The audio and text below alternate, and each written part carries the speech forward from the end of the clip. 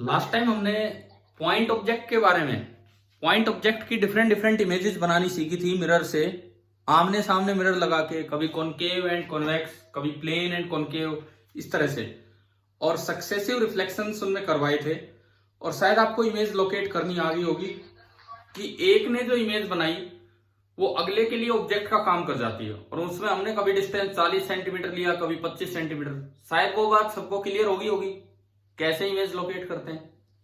ठीक है, उसके बाद आपने एक पेपर भी दिया प्लेन मिरर पे, ठीक ठाक स्कोर रहा। कुछ बच्चों ने नहीं दिया, जो मैं कहता हूं कि देना चाहिए भी, बार बार मैं ना कहूं। और वो पेपर भी मैं डिस्कस करवा चुका हूं, छुट्टी वाले दिन आपके ग्रुप पे आ चुका वो। तो अभी हम आज एक्सटेंडेड ऑब्जेक्ट्स के बारे में चलेंगे, लेकिन उससे पहले एक क्वेश्चन लेते हैं पॉइंट ऑब्जेक्ट के बारे में। सपोज ये एक मिरर है, बताओ एक बार, ये कॉनकेव मिरर है कि कॉन्वेक्स मिरर है? ये कॉनकेव मिरर है कि कॉन्वेक्स मिरर है?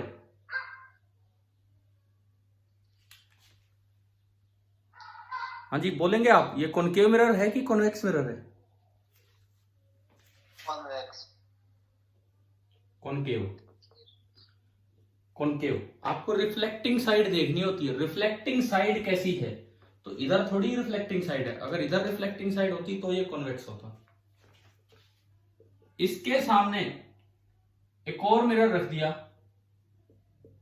ये बताओ ये कैसा मिरर है? ये कॉनकेव। दोनों ही कॉनकेव हैं, और दोनों के पोल्स के बीच की डिस्टेंस है डी। दोनों के पोल्स के बीच की डिस्टेंस है डी।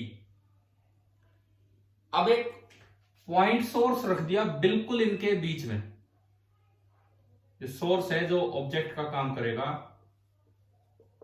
बिल्कुल मिड पॉइंट पे, यानी कि ये /2। अभी पॉइंट ऑब्जेक्ट का ही क्वेश्चन लेंगे, फिर हम एक्सटेंडेड ऑब्जेक्ट्स पे चलेंगे। और मान लो दोनों मिरर्स का जो रेडियस ऑफ कर्वेचर है, कोऑर्डिनेट नहीं, मैं लेंथ की बात कर रहा हूं, that is r for both. दोनों मिरर्स के लिए जो रेडियस ऑफ कर्वेचर है वो r है, ये आपको दिया गया है। आपको बताना है for what values of d, what value of d will only a single image be formed। d की वैल्यू ऐसी क्या लें in terms of r, d की वैल्यू क्या लें कि चाहे कितने रिफ्लेक्शन होते रहे एक ही इमेज बने।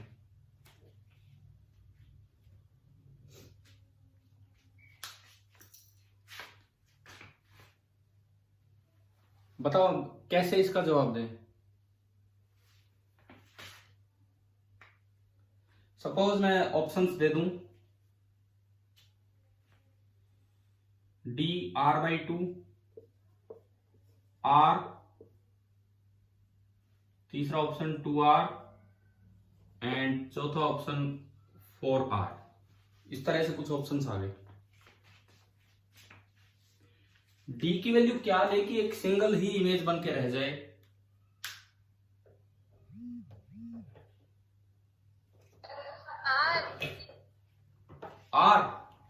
r लेने में क्या फायदा है? देखो, चलो मान लो मैंने r लिया, सपोज मैं d की वैल्यू r लेता हूं, तो देखते हैं, अगर d r है तो ये दूरी r/2 होगी, और r/2 दूरी पे क्या होता है किसी भी मिरर के लिए?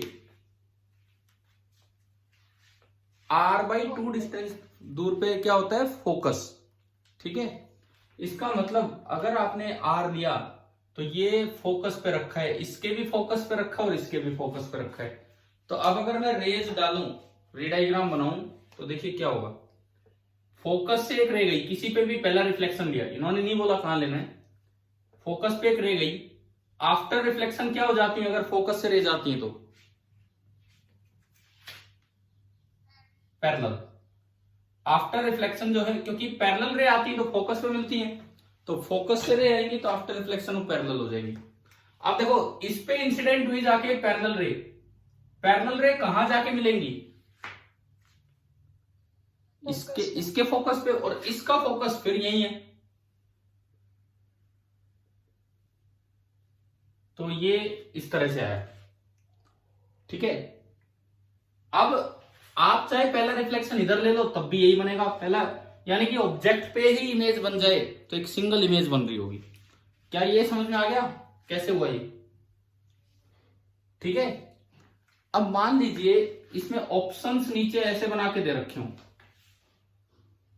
ए एंड बी, ऐसे भी तो आते हैं आपके पेपर में सवाल, देखे होंगे आपने। ऊपर 4 लिख दिए, फिर ये दो दो के combination, B and C, B and D, B C and D. अब ये है नीचे ऑप्शन, वो नहीं ऊपर ऑप्शन। पहले तो आप ये बताओ कि आर वाला केस समझ में आ गया आप सभी को कि कैसे वहीं पे इमेज बनी है? ठीक है।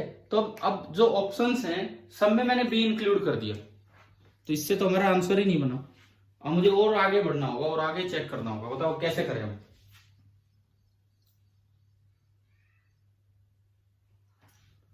और कौन सा हो सकता है इसमें?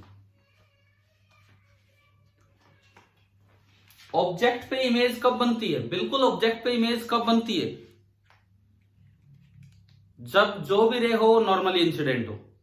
ऑब्जेक्ट से जो भी रेज आए अगर वो मिरर पे नॉर्मल इंसिडेंट हो तो अपने आप को रिट्रेस करेंगे और वहीं इमेज बन जाएगी, है ना? क्लियर है ये बात? तो ठीक है। तो नॉर्मली इंसिडेंट रे का मतलब है ऑब्जेक्ट को बना दो सेंटर ऑफ कर्वेचर। अगर मैं ऑब्जेक्ट को सेंटर ऑफ कर्वेचर बना दूं, चलो एक डायग्राम तो ये हो गया, अब दूसरा डायग्राम और सोचते हैं। अगर मैं ऑब्जेक्ट को दोनों मिरर्स का सेंटर ऑफ कर्वेचर बना दूं तो भी रेज अपने आप को रिट्रेस ही करेंगी। कैसे? देखिए,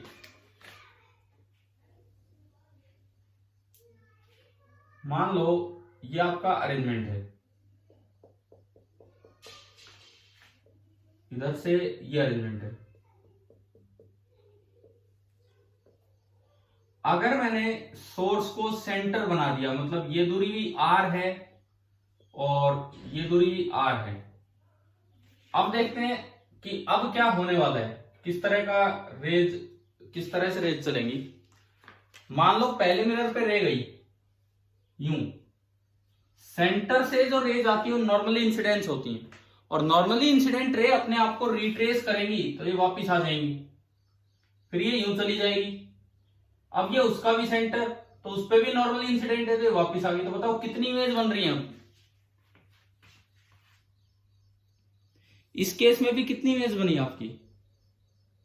एक ही बनी। तो दूसरा और आंसर क्या आया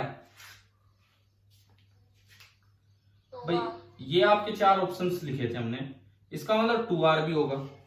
तो अब बचे एक तो बी एंड सी, और कौन सा बच गया? और कौन सा ऑप्शन हो सकता है जो जिस तरह से लिखे हैं? एक तो बी एंड सी सेकेंड हो सकता है, और एक ये लास्ट भी तो हो सकता है, बी सी एंड डी। तो अब हमें डी को चेक करना पड़ेगा। डी में लेंथ दी है 4R, अगर ये पूरी लेंथ 4R होगी तो हम डी को अब चेक करने की तरफ बढ़ते हैं। देखिए,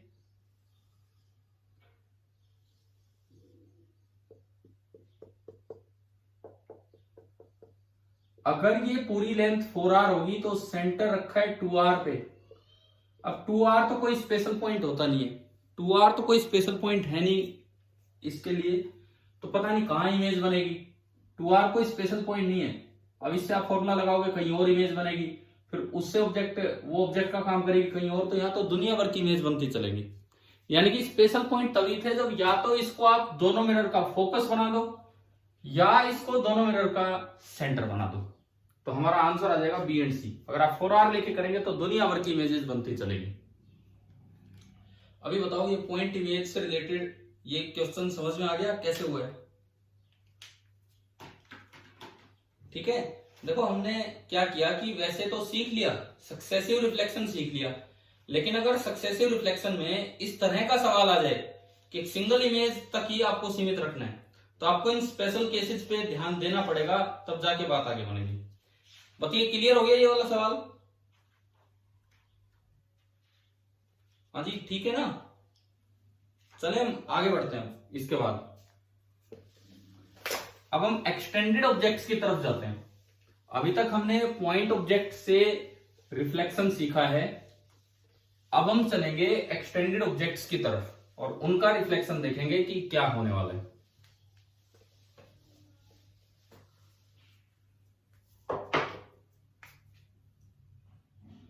अब हम चल रहे हैं reflection of extended objects.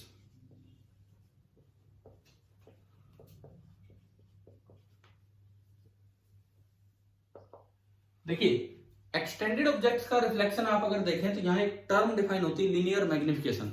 Simple magnification भी उसे बोल देते हैं। क्या मतलब, क्या होता है उस चीज का? जैसे सपोज ये कोई भी प्रिंसिपल एक्सिस है और मैंने यहां बोल दिया कि ये एक मिरर है। मुझे नहीं पता प्लेन मिरर है कि कॉन्वेक्स है कि कॉनकेव है। This is a mirror. कैसा भी हो सकता है, प्लेन, कॉन्वेक्स, कॉनकेव, कैसा भी हो सकता है ये मिरर। पिछले लेक्चर में मींस जो रिकॉर्ड करके आपके लिए डाला था, लेटरल इन्वर्जन का एक एग्जांपल दिया था, घड़ी वाला क्वेश्चन, कि कैसे प्लेन मिरर लेटरल इन्वर्जन करता है। वो घड़ी वाले सवाल से समझ में आ गया ना? देखा है कि नहीं वो बताओ? क्लॉक का टाइम और उसमें रिजल्ट याद रखना कि 11:59:60 में से घटा दो, अपने आप आपका वो टाइम आ जाएगा जो भी है। तो अभी तो हम सीधा लीनियर मैग्निफिकेशन की बात करेंगे। ये कोई ऑब्जेक्ट है जो मैं इसके प्रिंसिपल एक्सिस पे कहीं रखा हुआ मान रहा हूं। Let this be the object and इसका साइज है h1। अब देखो, मिरर के उधर तो रे जा ही नहीं सकती है। ये वो इलाका है जहां पे रेज कैन नॉट कम, रे इधर नहीं आ पाएंगी। और फिर भी अगर इमेज इधर बनी है तो वो वर्चुअल इमेज है, और अगर इमेज इधर ही बन गई है मिरर के केस में तो वो रियल इमेज है। तो देखो, हम मैग्निफिकेशन कैसे लिखते हैं वो आपको बताता हूं। सपोज पहला केस, सपोज इमेज ये बन गई, इमेज ये बनी, साइज में छोटी है और प्रिंसिपल एक्सिस से नीचे बनी। तो देखो यहां मैग्निफिकेशन कैसे डिफाइन होगा। बाय डेफिनेशन मैग्निफिकेशन को सिंबल हम m दे देते हैं, प्लस माइनस वो भी बताऊंगा कैसे लगाना होता है। Height of image upon height of object, height of image upon height of object. अब अगर ऑब्जेक्ट और इमेज दोनों प्रिंसिपल एक्सिस के सेम साइड में है तो मैग्निफिकेशन पॉजिटिव बोला जाएगा और वो इरेक्ट इमेज बोली जाती है। और अगर ये अपोजिट साइड में है प्रिंसिपल एक्सिस के तो इमेज इन्वर्टेड बोली जाएगी और मैग्निफिकेशन नेगेटिव होगा। तो अगर मान लो ये पर्टिकुलर केस है, इस पर्टिकुलर केस में आप बताओ मैग्निफिकेशन पॉजिटिव है कि नेगेटिव? नेगेटिव। तो अगर मैं यहां की बात करूं तो मैग्निफिकेशन इज नेगेटिव और height of image is h2 upon height of object is h1। अब डायग्राम देख के बताओ कि h2 मैंने थोड़ा छोटा बनाया कि थोड़ा बड़ा बनाया? h1 से छोटा है। छोटा बनाया है तो ये जो रेशियो है ये 0 से और -1 के बीच में आएगा। ये जो रेशियो है मान लो ऐसा आया -0.7। तो देखो m के बारे में दो बातें। पहली बात, मैग्निफिकेशन पॉजिटिव है तो इसका मतलब इरेक्ट इमेज है, और मैग्निफिकेशन नेगेटिव है तो इसका मतलब है इन्वर्टेड इमेज ऑब्जेक्ट के रिस्पेक्ट में। दूसरी बात, mode of m greater than 1 है, इक्वल टू 1 है कि लेस देन 1 है। फिलहाल mode of m less than 1 है तो इसका मतलब स्मॉल साइज इमेज है। फिलहाल जो मोड ऑफ m है दिस इज लेस देन 1, इसका मतलब स्मॉल साइज इमेज बनी है। अगर mod of m equal to 1 होता तो इसका मतलब सेम साइज इमेज बनती, और mode of m greater than 1 होता, चाहे वो -2 और चाहे +2 हो, mode of m greater than 1 होता तो इसका मतलब इमेज का साइज ऑब्जेक्ट से बड़ा है। ठीक है, तो इस तरह से मैग्निफिकेशन डिफाइन होता है। ये मैंने एक एग्जांपल लिया। इसी में सपोज कीजिए यहां की बजाय मैं कहता हूं कि अगर इमेज ऐसे बनी होती, ये बन गई इमेज, अब मैग्निफिकेशन पॉजिटिव होगा कि नेगेटिव? पॉजिटिव कैसे हो जाएगा? नेगेटिव ही होगा, नेगेटिव ही होगा। लेकिन हाइट बड़ी है तो ये एक से बड़ा आ जाएगा, हो सकता है 3.2 आ जाए, कुछ भी आ जाए, समझ गए हो? तो इस केस में इन्वर्टेड इमेज है और एनलार्ज्ड इमेज है, बड़ी इमेज है। क्लियर हुआ ना यहां तक? मान लो आपका एक और केस में दिखाऊं कि इस तरह की इमेज आ जाए, यहां ये इमेज बनी, ये इमेज रियल है कि वर्चुअल है? वर्चुअल इमेज है, उधर बनी है, वर्चुअल इमेज है। इसका मैग्निफिकेशन पॉजिटिव होगा कि नेगेटिव होगा? पॉजिटिव। और एक से छोटा होगा या एक से बड़ा होगा? एक से छोटा होगा, जैसे +0.2, +0.3, +0.5, +0.7, इस तरह का। ठीक है, क्लियर हुआ कि मैग्निफिकेशन टर्म कैसे डिफाइन होती है? ये उसकी डेफिनेशन है लीनियर मैग्निफिकेशन की। अच्छा, अब आप ये बताओ, वर्चुअल इमेज है, whether it can be photographed or not, can virtual image be photographed or not? Magnification से हटके ये, क्योंकि अब वर्चुअल इमेज बनी है, सवाल मेरा ये है कि can virtual image be photographed और नॉट? कैमरा से आप तस्वीर लेते हो, फोटो खींचते हो, क्या उसमें वर्चुअल इमेज आ पाती है कि नहीं आ पाती? बताओ, आ सकती है कि नहीं? मतलब एक बात बताओ, सुनो, सीधी सी बात है, मैं घर पे हूं, ठीक है, अब कोई तस्वीर फोटो देखना खींची हुई, मोबाइल से ही खींच के देख लेना, सामने मिरर लगा हुआ है, ठीक है, आप वैसे देख रहे हो, आप वैसे देख रहे हो, तो आपको ये मेज को यहां रखी है, आपको उसमें भी दिख रही है, मेज को यहां रखी है, उसमें भी दिख रही है। ये मैं एक एक्टिविटी आपको दे रहा हूं, एक एक्टिविटी जिससे आप इसका जवाब दोगे। करना क्या है आपको, मिरर, घर पे मिरर तो होगा ही, कोई ना कोई प्लेन मिरर होगा, है ना, उसके सामने की चीजें मिरर में दिखती हैं आपको, बिल्कुल दिखती हैं, कोई अलग से रखने की भी जरूरत नहीं है। भाई मिरर के सामने दीवार है, वो दीवार आपको नजर आ रही है, मिरर के सामने कोई खड़ा है, वो आपको नजर आ रहा है, मिरर में आता है कि नहीं? बताओ, डायरेक्ट नजर आता है कि नहीं?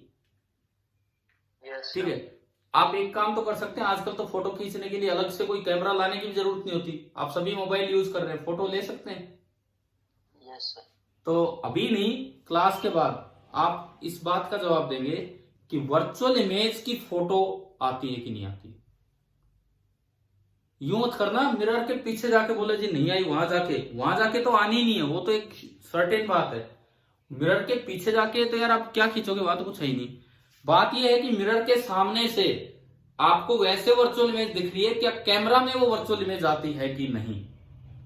क्या इस सवाल का जवाब दोगे थोड़ी देर बाद या क्लास के बाद, कैसे भी? ठीक है,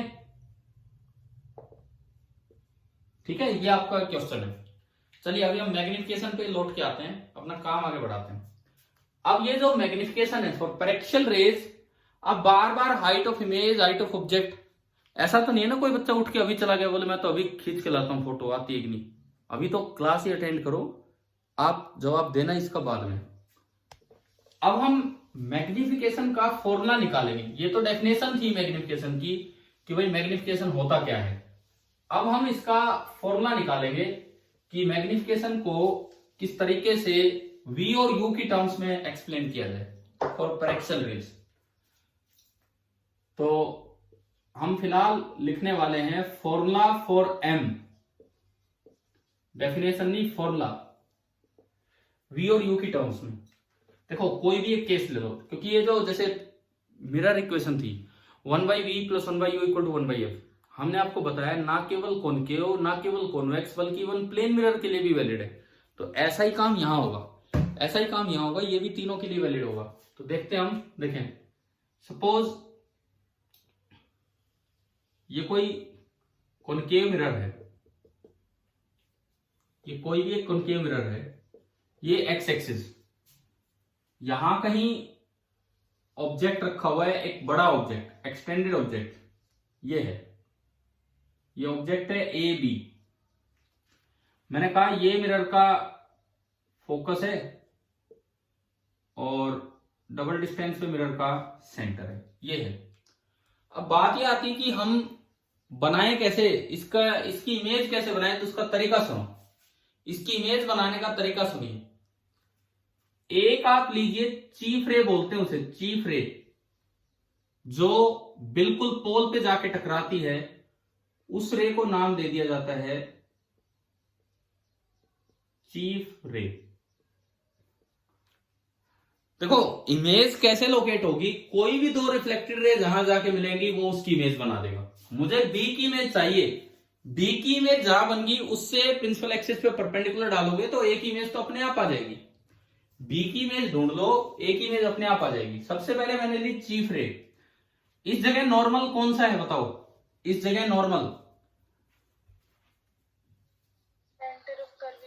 ये प्रिंसिपल एक्सिस ही नॉर्मल है।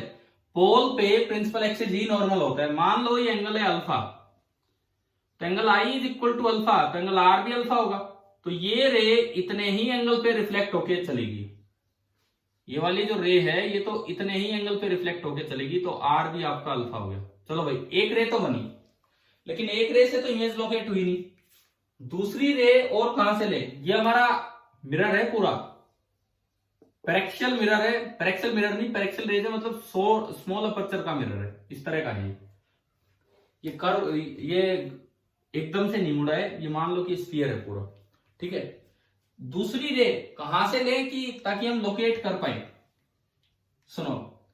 एक रे आप लीजिए सेंटर ऑफ कर्वेचर से, एक रे आप लीजिए सेंटर ऑफ कर्वेचर से।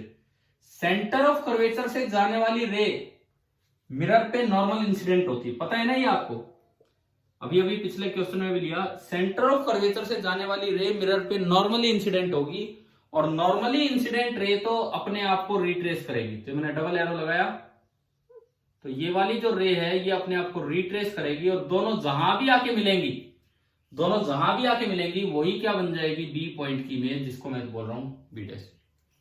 देखो एक तो आपने ली चीफ रे और एक आपने ली नॉर्मल रे, एक तो आपने ली चीफ रे और एक आपने ली नॉर्मल रे, इन दोनों से आपने इमेज बना ली। लेकिन अक्सर यही दो नहीं, दो और आसान रे मैं आपको बताता हूं। एक रे आप लीजिए parallel to principal axis. Parallel to principal axis ray कहां से पास होती है, फोकस, तो ये आफ्टर रिफ्लेक्शन फोकस से पास होगी। अब ये तो हमने फोकस और सेंटर मेजर करके नहीं लिखे हैं, नहीं तो क्या होगा, आफ्टर रिफ्लेक्शन ये फोकस से पास होगी, और ये जहां से भी पास होगी फोकस से वो यहीं जाके मिलेगी, क्योंकि सारी रिफ्लेक्टेड रे एक जगह ही मिलती है। हम रेगुलर रिफ्लेक्शन पढ़ रहे हैं, इसका मतलब ये फोकस यहां होगा। समझ गए हो क्या कैसे आपको ढूंढ लेनी है रेज। मतलब इसी चीज का रे डायग्राम बनाने का दूसरा तरीका ये था कि आप ना तो चीफ रे लेते ना नॉर्मल रे लेते, आप दो रे लेते और फोकस का यूज कर लेते। कैसे, सुनो। इसी चीज का दूसरा तरीका रे डायग्राम बनाने का, ये पोल, ये फोकस, ये सेंटर और यहां ऑब्जेक्ट है ए बी। दूसरा तरीका देखो, आपने एक रे ली जो कि सीधी गई parallel to principal axis, after reflection आपने वो पास करा दी फोकस से, आफ्टर रिफ्लेक्शन आपने वो पास करवा दी फोकस से। दूसरी रे आपने फोकस में से निकाली और आफ्टर रिफ्लेक्शन वो parallel to principal axis pass होगी। दोनों रे जहां मिली वो बी की इमेज है बी डैश, और आपने यहां से परपेंडिकुलर डाल दिया तो ये आपका बन गया ए डैश। मैंने दो तरीके से इमेज लोकेट करना बता दी, एक तो केवल फोकस और फोकस का यूज कर लिया 2 बार, और एक बार चीफ रे और नॉर्मल रे का। और आप चारों रे एक साथ भी बनाओगे और प्रॉपर मेजरमेंट के साथ बनाई है तो चारों की चारों एक ही जगह जाके मिलेंगी और वही बी डैश होगा। चलते बताओ, इमेज लोकेट करनी आ गई, चाहे यहां करो चाहे वहां करो, कहीं भी करो। इसमें हमने फोकस को हटा दिया है, इसमें फोकस का यूज नहीं लिया है, यहां भी देखोगे तो ये आपका बी डैश है और ये उल्टी इमेज है, बी की इमेज नीचे बनी तो इन्वर्टेड इमेज है, और ये जो परपेंडिकुलर है this is a dash.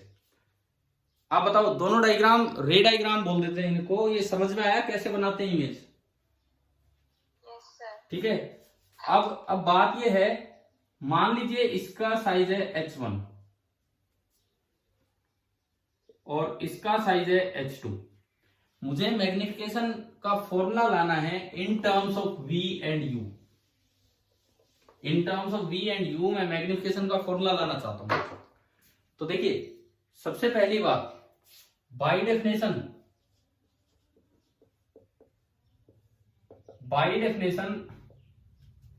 m होता है, यहां पे नेगेटिव होगा कि पॉजिटिव होगा बताओ? नेगेटिव। और h2/h1 की h1/h2? h2/h1। ये आपका आया मैग्निफिकेशन।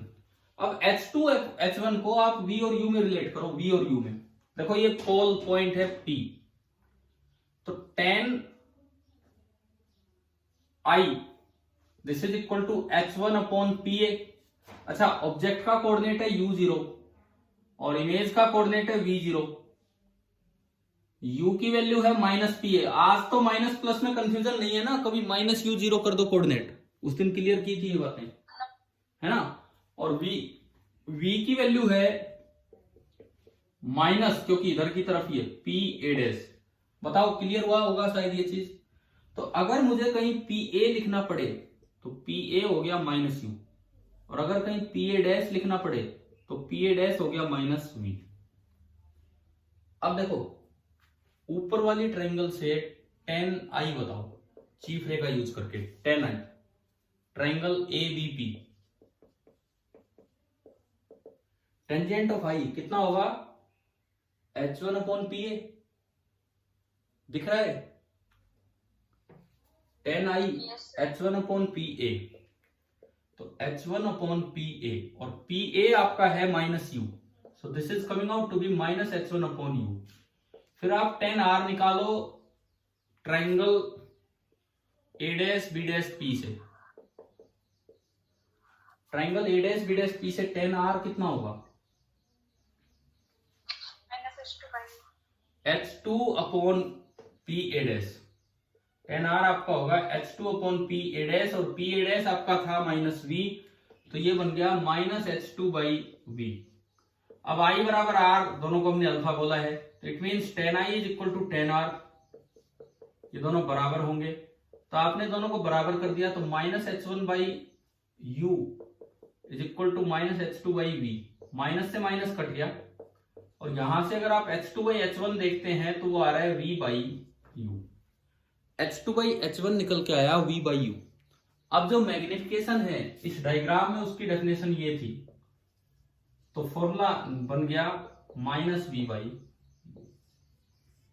ये लीनियर मैग्निफिकेशन का फॉर्मूला है कि जब भी मिरर इक्वेशन लगा के आप v और u लाओगे तो लीनियर मैग्निफिकेशन ऐसे निकाला जा सकता है -v/u।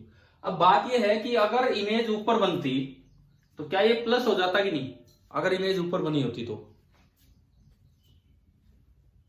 हाँ भाई, अगर तो ये प्लस होता, तो क्या तब भी यही फॉर्मूला लगता है या +v/u लगता? बताओ, क्या तब भी यही फॉर्मूला -v/u लगता है या +v/u लगता? यही लगता, बिल्कुल यही लगता। ये तो एक पर्टिकुलर केस के लिए आपने प्रूव कर दिया, चाहे कॉन्वेक्स मिरर हो, चाहे कॉनकेव हो, चाहे प्लेन मिरर हो, सबके लिए, क्योंकि v और u विद साइन रखने हैं इसमें, v और u विद साइन रखने और एक माइनस लगा के फिर देखना है कि अगर ओवरऑल नेगेटिव आए तो इमेज इन्वर्टेड होगी। This is always valid for paraxial rays, always valid for reflection of paraxial rays. ये बात याद रखना, चाहे कोई सा भी केस आप ले लो, चाहे कॉन्वेक्स लेंस का केस ले लो, चाहे कॉनकेव लेंस का केस ले लो, ये एक फॉर्मूला आ गया। बाय डेफिनेशन तो आपको बड़ा ध्यान से लिखना पड़ता है, इन्वर्टेड इमेज है तो नेगेटिव, इरेक्ट इमेज है तो पॉजिटिव, लेकिन फॉर्मूले से तो आपको हमेशा ये लिख लेना है। जैसे मान लीजिए सपोज कॉन्वेक्स लेंस है, कॉन्वेक्स लेंस है, यहां कोई ऑब्जेक्ट रखा हुआ है ए बी, यहां कहीं इसका फोकस है, थोड़ा सा मैं आगे बनाता हूं, ये इसका फोकस है। अब देखो इसकी रे डायग्राम कैसे बनती है, ए से आपने पैरेलल रे डाली, उसको इस तरह रिफ्लेक्ट करवाओ कि जैसे वो फोकस से पास हो रही है, पहली रे। दूसरी रे आप फोकस पे इंसिडेंट करवाओ और उसको इस तरह रिफ्लेक्ट करवा दो जैसे वो पैरेलल निकली। अब ये और ये रे तो खुलती जा रही है, मिल नहीं रही है, तो आपको इनको पीछे बढ़ा के मिलाना पड़ेगा। तो ये बी की इमेज बनी बी डैश और ये है ए डैश। अब यूं बताओ, इमेज इन्वर्टेड है कि इरेक्ट है? इमेज इन्वर्टेड है कि इरेक्ट है? डायग्राम से इरेक्ट है। मैं प्रूफ दोबारा नहीं करवा रहा, मैं तो आपको ये बता रहा हूं, ये बिल्कुल सही देगा। आपका m का फॉर्मूला है -v/u। इरेक्ट है तो m पॉजिटिव आना चाहिए ना, फॉर्मूला कुछ भी हो, इरेक्ट अगर इमेज बन रही तो m पॉजिटिव आना चाहिए। अब इस डायग्राम में देखो, ये तो u है और ये v है। हाँ जी भाई, u पॉजिटिव की नेगेटिव? इसके अकॉर्डिंग, इस सिस्टम के अकॉर्डिंग और v पॉजिटिव। अब आप फॉर्मूले में देखो, एक तो माइनस बाहर लगा है, v पॉजिटिव है और u में एक माइनस हो रहेगा, तो माइनस माइनस क्या हो जाएगा? प्लस हो गया। तो अपने आप इरेक्ट इमेज दिखाएगा ये फॉर्मूला। तो हमने प्रूव तो एक केस के लिए किया है, लेकिन ये हर एक केस में वैलिड है, इवन प्लेन मिरर के लिए भी वैलिड है। ये देखो मैंने प्रूव तो करवाया कॉनकेव के लिए, आपको कॉन्वेक्स में दिखा दिया। अब मैं प्लेन मिरर के लिए दिखाता हूं, प्लेन मिरर के लिए कैसे ये फॉर्मूला वैलिड है। देखो हम जानते हैं कि प्लेन मिरर कोई मैग्निफिकेशन नहीं करवाता है, जितने साइज का ऑब्जेक्ट होता है उतने ही साइज की इमेज दूसरी साइड बनवा देता है। तो मान लो ये ऑब्जेक्ट था, सपोज ऑब्जेक्ट यहां से डी डिस्टेंस इधर रखा था ए बी, इसकी हाइट है h, तो इसकी जो इमेज बनेगी वो भी इधर बननी चाहिए A B, A dash B dash, same size की। अब फॉर्मूले से अगर आप जाएं तो ये ओरिजिन, इमेज का कोऑर्डिनेट v, ऑब्जेक्ट का कोऑर्डिनेट u, ऑब्जेक्ट d पीछे है तो u कितना हो गया? -d, और इमेज इतनी ही आगे बनती है तो v कितना हो गया? +d। इमेज इतनी आगे बनेगी तो v आपका हो गया +d। अब अगर आप फॉर्मूला लगाएं मैग्निफिकेशन -v/u, ये माइनस फॉर्मूले का है, तो माइनस माइनस कट के +1 आ गया। +1 का मतलब है इरेक्ट एंड सेम साइज। तो आपको पता ही है बनती है, इरेक्ट इमेज बनती है और सेम साइज इमेज बनती है। तो हमें अब पैरेक्शियल रेज के दो फॉर्मूले समझ में आ गए। पैरेक्शियल रेज के हमारे पास दो फॉर्मूले आ गए हैं, रिफ्लेक्शन फॉर पैरेक्शियल रेज के। कौन से दो फॉर्मूले? देखो प्लस माइनस का जरूर ध्यान रखना, सब कुछ विद साइन रखना है।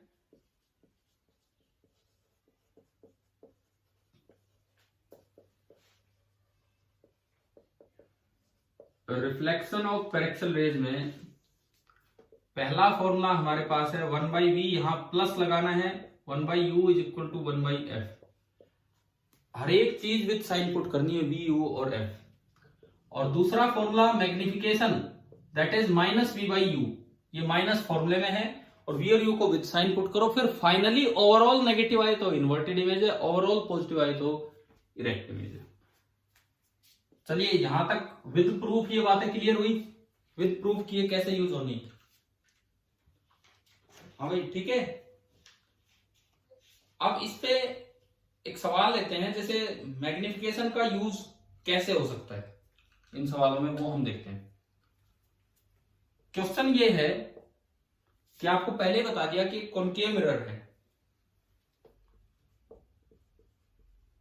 कॉनकेव मिरर जिसका की रेडियस ऑफ कर्वेचर है 20 सेंटीमीटर, रेडियस ऑफ कर्वेचर उसका दिया है 20 सेंटीमीटर। फॉर्म से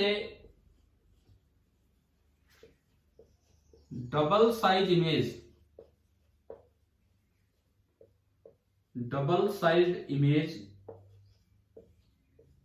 of a candle on A screen. Screen पे कैसी इमेज आती है, रियल या वर्चुअल या दोनों आ सकती है? Only real image. तो ये तो इसने क्लियर कर दिया हमें कि रियल इमेज बनी है। सवाल है where is the candle placed.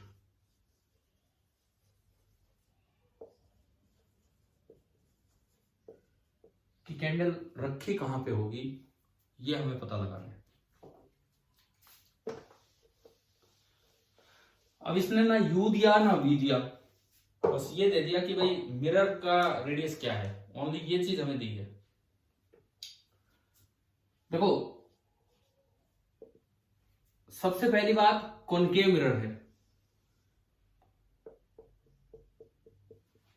Radius of curvature अगर 20 सेंटीमीटर है तो फोकल लेंथ का कोऑर्डिनेट क्या होगा बताओ, बोलो। -10। जो कोऑर्डिनेट होगा वो -10 होगा, क्योंकि ये कॉनकेव मिरर है पीछे की तरफ। एक गलती ये हो जाती है कि हम माइनस नहीं लगाते। अच्छा, डबल साइज इमेज का मतलब है स्क्रीन पे बनी है तो रियल इमेज है। रियल इमेज इधर होगी कि उधर होगी? रियल इमेज इस साइड होगी या उस साइड होगी बताओ, इधर होगी या नहीं? yes, इधर ही होगी। रियल इमेज तो इधर ही होगी। डबल अगर साइज रखना है, डबल अगर साइज रखना है मतलब v का मैग्नीट्यूड 2 टाइम्स होना चाहिए u से, तभी तो m का मोड 2 आएगा, तभी तो m का मोड 2 आएगा। इसने पूछा है कि ऑब्जेक्ट कहां रखा है। मान लो ये कैंडल रखी हुई, सपोज ये कैंडल रखी है, ये ऑब्जेक्ट है। अगर मैं कहूं कि ऑब्जेक्ट d डिस्टेंस दूर रखा है, तो डबल साइज इमेज बनने का मतलब है कि जो इमेज डबल डिस्टेंस पे बनेगी तभी उसका साइज डबल होगा। इसका मतलब है कि जो इमेज होगी वो कितनी दूर बनी है, 2D। तो हमने इनडायरेक्टली इस फॉर्मूले का यूज कर लिया, इनडायरेक्टली हमने मैग्निफिकेशन वाले फॉर्मूले का यूज कर लिया बिना फॉर्मूले को यहां पे लिखे कि भाई अगर डबल साइज की इमेज है, m2 है, तो इसका मतलब v का जो मैग्नीट्यूड है वो 2 टाइम्स है u से। ठीक है, अब तो बड़ा आसान हो जाएगा सवाल अगर आपने इस चीज को यूज किया है तो। अब u बताओ, u कितना है इस डायग्राम को देखते हुए, u कितना है in terms of d? -d। v कितना है? -2d। d एक डिस्टेंस है, वही हमें निकालना है कि ऑब्जेक्ट कितनी दूर रखा हुआ है। f कितना है? -10 सेंटीमीटर। लगाओगे मिरर इक्वेशन लगाओ और इससे निकालो कि d की वैल्यू क्या आ रही है, वो निकालिए। मिरर फॉर्मूला लगा के d की वैल्यू निकालो।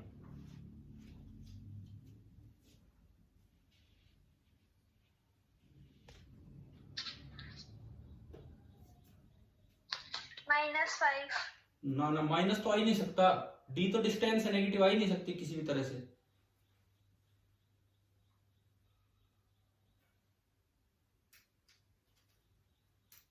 सर u है। u क्या है मैं तो पूछ रहा हूँ, d क्या है? डिस्टेंस पूछिए कि भाई 15 +15 आएगा। देखो मिरर इक्वेशन ढंग से लगाओ, 1/v + 1/u। आज भी माइनस प्लस में कंफ्यूज मत हो। 1/v, v की वैल्यू है -2d,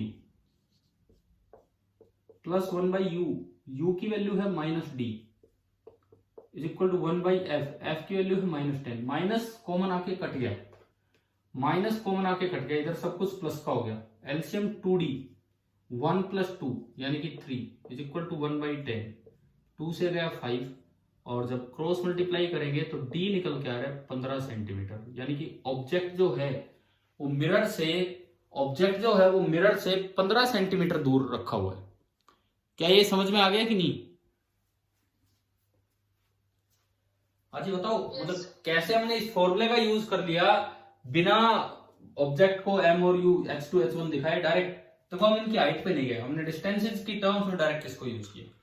ठीक है, अच्छा आगे बढ़ते हैं। इसमें ये जो मैग्निफिकेशन का फॉर्मूला है, कई बार इसको ना बच्चे डायरेक्ट u की टर्म्स में भी याद रख लेते, क्योंकि क्वेश्चन में u दिया हो, फोकल लेंथ दी हो और मैग्निफिकेशन पूछा होता है तो फिर 2 स्टेप करने पड़ते, पहले v निकालो और फिर जाके आप u की टर्म्स में। तो इसी फॉर्मूले को आप ऐसे भी याद रख सकते हैं, this is also given by F upon F minus you, this is also given by F upon F minus you. कैसे, पहले तो ये आया कैसे और फिर डायरेक्ट ये कैसे यूज होगा वो भी हम देखेंगे। देखो मान लो यही वाला हम मिरर लें, तो मैं इसको यूज ही करना दिखा देता हूं। इसकी फोकल लेंथ कितनी थी अभी जो यूज किया, -10 थी ना, ठीक है। अब दिया हो क्वेश्चन में कि ऑब्जेक्ट रखा है 15 सेंटीमीटर इधर और मैग्निफिकेशन पूछ ले आपसे, मैग्निफिकेशन पूछ ले, तो एक तो आप दो स्टेप में जाओगे। पहला स्टेप ये करोगे, उससे v निकालोगे। पहला स्टेप आप ये करेंगे, स्टेप फर्स्ट v निकालेंगे, 1/v plus 1/u that is -15 is equal to 1/f that is -10। आपने 1/v is equal two plus का 1/15 हो गया -1/10, तो 1/v is equal to LCM आया 30, 2 - 3 -1/30, तो आपका v आ गया 30 सेंटीमीटर -30। पहला स्टेप आपने ये किया। फिर आप स्टेप सेकंड करेंगे और मैग्निफिकेशन का फॉर्मूला लगाएंगे -v/u, माइनस ऑफ v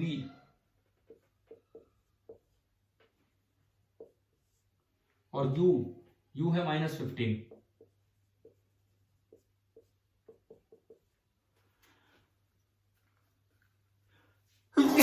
अब एक तो आपने दो स्टेप में ये किया, अल्टरनेट इसी सवाल में मैग्निफिकेशन निकालना और आपको ये फॉर्मूला याद है कि फॉर्मूला है f upon f minus you. एक बार ये लगाओ, f कितना -10 अपॉन f माइनस यू, तो -10 एंड माइनस माइनस प्लस हो जाएगा क्योंकि u खुद -15 है, तो ये +15, तो ये आया -10 अपॉन प्लस का 5, तो आ गया -2। तो इस फॉर्मूले की क्या इंपॉर्टेंस है, क्या ये समझ में आया? कहां पे थोड़ा टाइम बचा जाता है, क्योंकि अक्सर क्वेश्चंस में ऐसा ही होगा, u दिया होगा और आपसे मैग्निफिकेशन पूछ लेगा, तो आपको दो स्टेप में ही जाना पड़ता है। पहले v निकालोगे और फिर स्टेप सेकंड लगाओगे। तो क्या ये फॉर्मूला याद कर दोगे आप? डायरेक्ट f और u से मैग्निफिकेशन कैसे आएगा बताओ? हाँ भाई, समझ में आया फॉर्मूला कैसे यूज करना है? अरे बोलो कुछ, ठीक है। अब इसमें -2 आने का क्या मतलब है? माइनस मतलब इरेक्ट इमेज है कि इन्वर्टेड इमेज है? इन्वर्टेड। एंड 2 का मतलब है डबल साइज इमेज है, डबल साइज। लेकिन मैं फिर ये कहता हूं, जब भी किसी सवाल में u दे रखा हो और मैग्निफिकेशन पूछे तो v निकाल के मैग्निफिकेशन पे जाने के बजाय आप सीधा ये फॉर्मूला यूज कीजिए रिफ्लेक्शन में। आया कैसे अब वो बताते हैं कि फॉर्मूला आया कैसे, अब उस चीज को हम देखते हैं। आपका जो मिरर इक्वेशन का फॉर्मूला है 1/v plus 1/u equal to 1/f। दोनों साइड आप u से मल्टीप्लाई कर दो, u से, u/v plus u/u is equal to u/f, और यहां से u/v निकाल लो, u/v is equal to u/f -1, तो u/v is equal to f u minus f।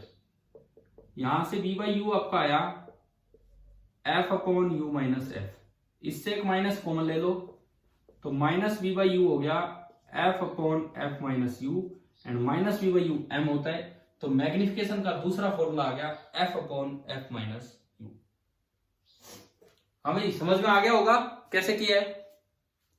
ठीक है, ये काफी बार ये फॉर्मूला आपके 2 मिनट 1 मिनट बचा ही जाता है। अब v निकाल के m निकालो, उससे बजाय डायरेक्ट ये निकाल दो।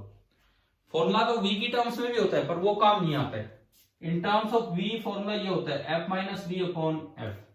In terms of v magnification का फॉर्मूला होता है f minus v upon f।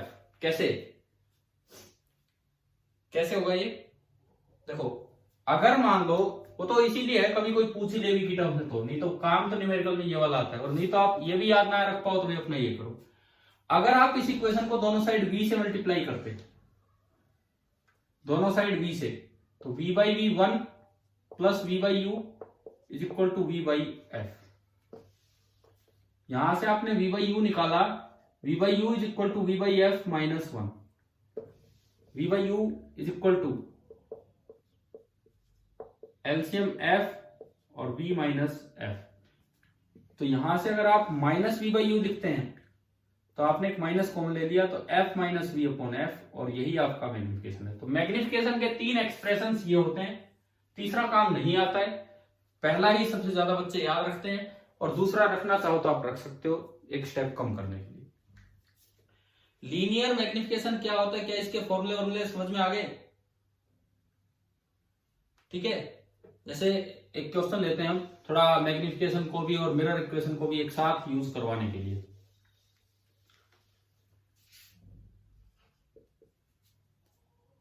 ये एक कॉनकेव मिरर है,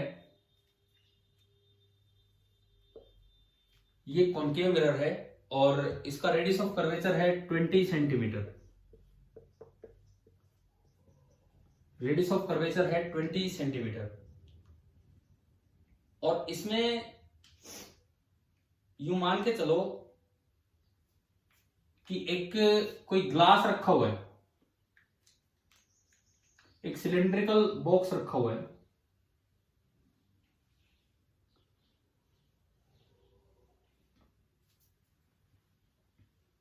जिसकी तीनों साइड है 10 सेंटीमीटर, और ये जो नियर एंड है ये मिरर से 30 सेंटीमीटर पे रखा हुआ है। नियर एंड जो है वो मिरर से 30 सेंटीमीटर पे रखा हुआ है, कुछ इस तरह का है। तो आपको ये बताना है कि जो इमेज बनेगी उसकी टोटल लेंथ क्या होगी। जैसे ऑब्जेक्ट की टोटल लेंथ है 30 सेंटीमीटर, ऑब्जेक्ट की टोटल लेंथ 30 सेंटीमीटर है, find the total length of image form. जो भी इमेज बनेगी उसकी टोटल लेंथ आपको बतानी है कि कितनी होगी।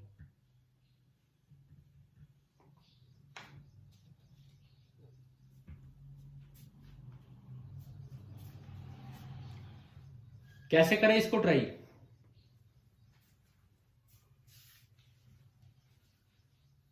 आप इसको दो अलग अलग ऑब्जेक्ट्स की तरह देखिए, एक बार इसकी इमेज लोकेट करो, एक बार इसकी इमेज, और उससे फिर टोटल साइज आएगा कि टोटल साइज कितना है।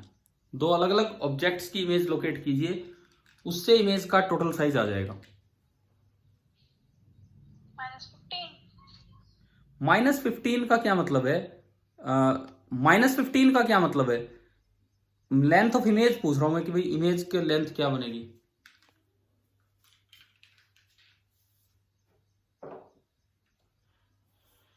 मान लो मैं इसको नाम देता हूं ABXY। CD इसलिए दे रहा, C तो सेंटर ऑफ कर्वेचर भी होता है। ABXY, तो पहले आप AB की इमेज लोकेट करो। AB अगर ऑब्जेक्ट है, अगर AB ऑब्जेक्ट है तो उसके लिए U बताओ कितना होगा। सबसे पहले AB के लिए U है -40, F कितना है? F यहीं से देख के -10। तो पहले तो AB के लिए V निकालो भाई, मिरर फॉर्मूला से, मिरर इक्वेशन से AB के लिए V निकालो कि कितना आएगा।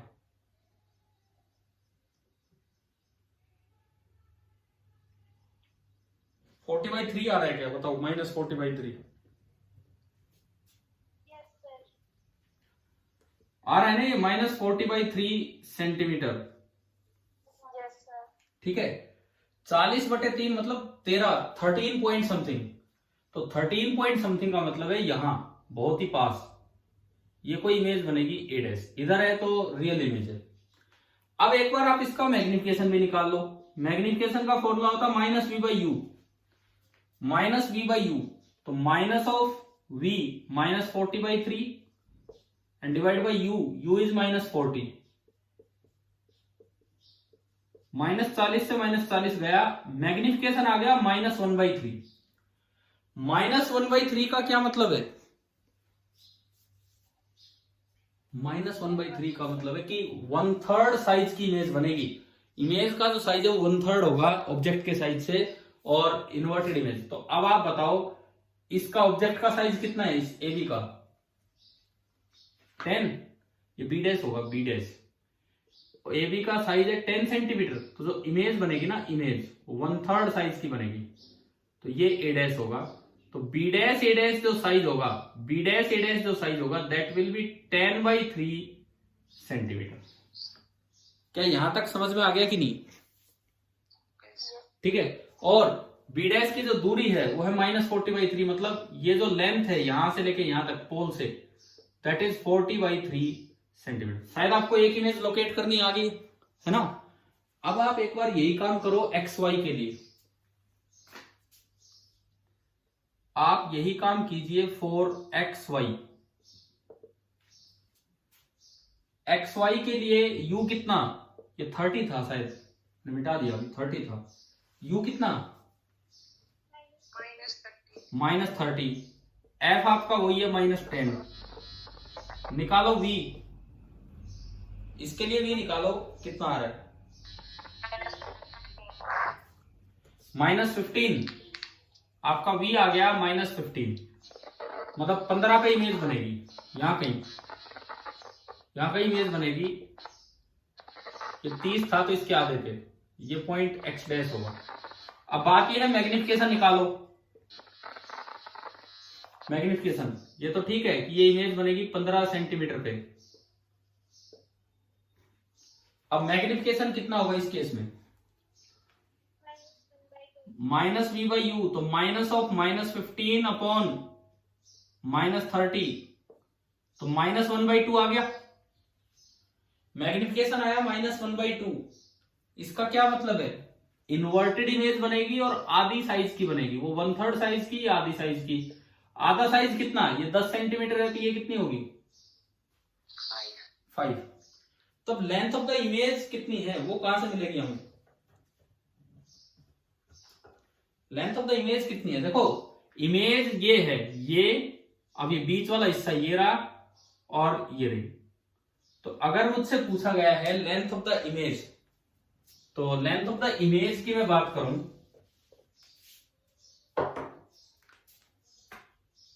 ए dash B dash plus B dash X dash plus X dash Y dash, this is the length of the image.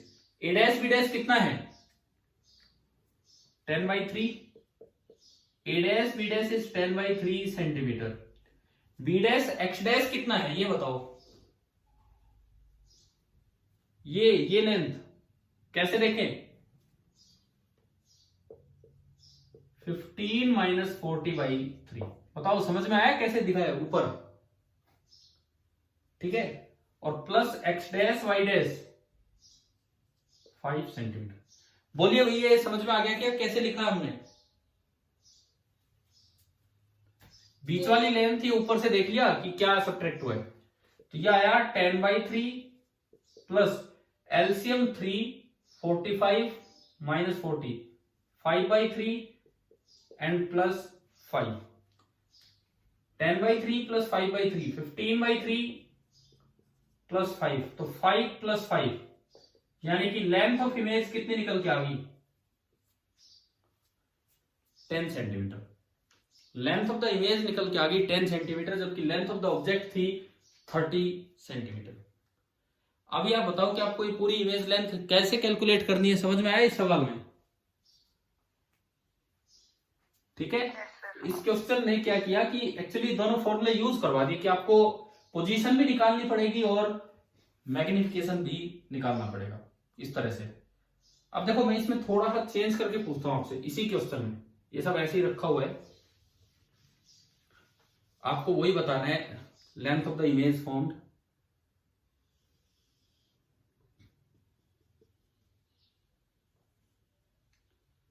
ये 30 सेंटीमीटर ही है, लेकिन जो रेडियस ऑफ कर्वेचर है दैट इज 30 सेंटीमीटर। 20 की बजाय 30 कर दिया। तो अब क्या बदलाव होगा? अब एक काम आसान हो गया मेरे लिए। देखो पहले तो ए बी पे चलो, समझ में आ रहा है मैंने चेंज क्या किया? पिछली बार रेडियस 20 था और इस बार रेडियस कर दिया 30। तो अब देखते हैं क्या बदलाव होगा। हमने जस्ट एक छोटा सा चेंज किया इस सवाल में और उसके बाद देखते हैं कि क्या चेंजेस होने वाले हैं इसमें। सबसे पहली बात, जब आप ए बी के लिए देखेंगे तो u वही रहेगा -40। f चेंज हो गया। f कितना हो गया इस बार? -15। तो आप इससे बताओ v कितना आ रहा है, कीजिए कैलकुलेट। इस केस में v कितना है?